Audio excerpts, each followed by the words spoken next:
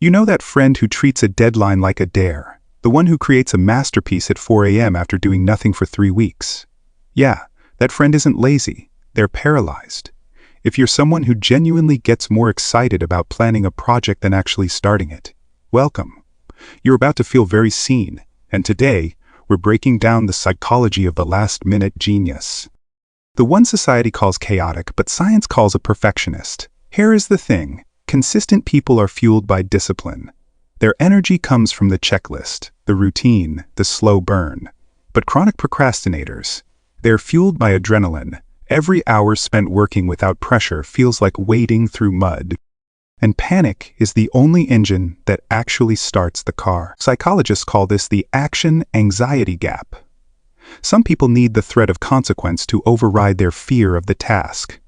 It's not poor time management, it's emotional regulation. But there is more going on than just stalling. Some people wait until the last minute because that time crunch gives them a safety net they don't get anywhere else. If you try your hardest early and fail, that proves you aren't good enough. But if you start at midnight and fail, you just ran out of time. For people with fragile confidence or imposter syndrome, that excuse isn't a bad habit. It's a shield. Here is something wild. Studies show that procrastinators often have higher IQs and higher standards than the average person. Delaying isn't incompetence. It's the fear of not meeting your own impossible expectations. Not because you can't do it, but because you're terrified it won't be perfect. And let's be honest, society romanticizes the grind.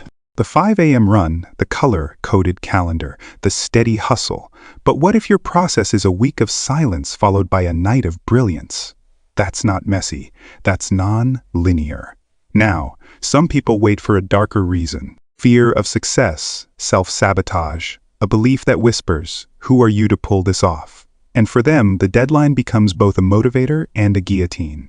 So it's important to know, do you wait because you need the pressure or because the work feels too heavy? Because one is strategy, the other is self-destruction.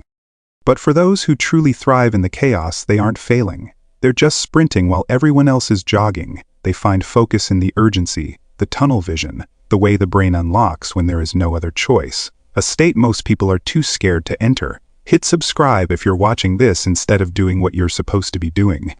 Psychologists say this is called task aversion.